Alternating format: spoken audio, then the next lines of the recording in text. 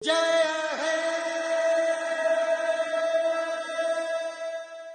Ma'am, आप कैसे हैं? मैं अच्छी हूँ अभिलाषा, आप बताओ। मैम मैं अच्छी हूँ। मैम आप मुझे ये बताइए, एसआईआर क्या है? देखो, राजस्थान में मतदाता सूचियों की जांच के लिए विशेष गहन पुनरीक्षण कार्यक्रम प्रारंभ हुआ है और इस कार्यक्रम के तहत राज्य के प्रत्येक मतदाता जिनका नाम 2025 की मतदाता सूची में है, सभी को इन्यूमरेशन फॉर्म अर्थात गणना प्रपत्र भरना होगा। मैम मुझे वही तो जानना है कि ये गणना प्रपत्र में हमें भरना क्या है? गणना प्रपत्र बहुत आसान और सरल है, सिर्फ एक ही पेज का गणना सिर्फ प्रपत्र। एक पेज का? बिल्कुल, एक ही पेज का गणना प्रपत्र है और उसमें भी कुछ सूचनाएं पहले से ही प्रिंटेड है। उसमें आपका नाम है, एपिक नंबर है, भाग संख्या है, विधानसभा क्षेत्र का नाम है और पुरानी फोटो इसमें पहले से लगी हुई है।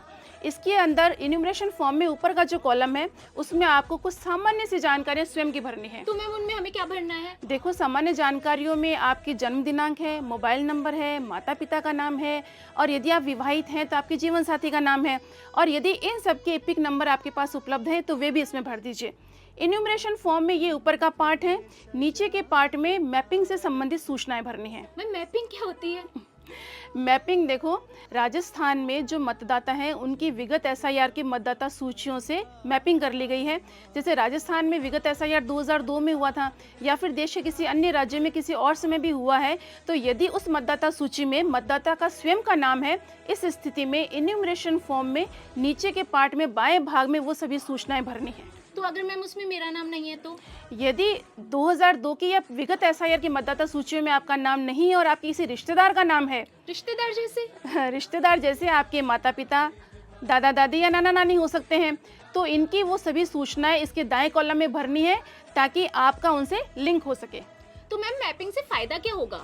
मैपिंग से ही फायदा ये है कि राजस्थान में एसआईआर की प्रक्रिया आसानी से पूरी होगी। वो इस प्रकार कि निर्वाचन विभाग ने पहले से ही राज्य के 70% से अधिक मतदाताओं की मैपिंग विगत एसआईआर की मतदाता सूचियों से कर ली है।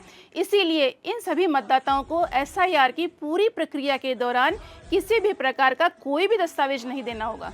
वाह मैम, ये तो अच्छा है। तो हम अभी भी मैपिंग करवा सकते हैं? बिल्कुल, आपके घर जब बीएलओ आएंगे 4 नवंबर से 4 दिसंबर के बीच में गणना प्रपत्र भरवाने, तो उनकी मदद से या फिर आप स्वयं भी ईसीआई की वेबसाइट पर, जिसका लिंक सीओ राजस्थान की वेबसाइट पर भी है, उस पर सभी राज्यों की मतदाता सूचियां अपलोड कर दी गई हैं।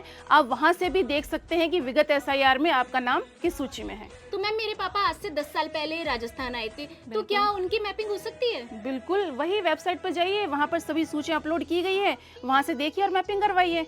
अरे वाह मैम, ये तो अच्छा है, मैं समझ गई हूँ। अब आप मुझे ये बताइए कि गणना प्रपत्र में डॉक्यूमेंट्स क्या देने हैं? गणना प्रपत्र में जब पहला चरण शुरू हुआ है इन्यूमरेशन फॉर्म भरने का, जब बीएलओ आपके घर आएंगे और अधिकतम बीएलओ आपके घर 3 बार आएंगे 4 नवंबर से 4 दिसंबर के बीच में, इस चरण में राजस्थान के किसी भी मतदाता को कोई भी डॉक्यूमेंट नहीं देना होगा। वाह मैम, ये बहुत अच्छा है।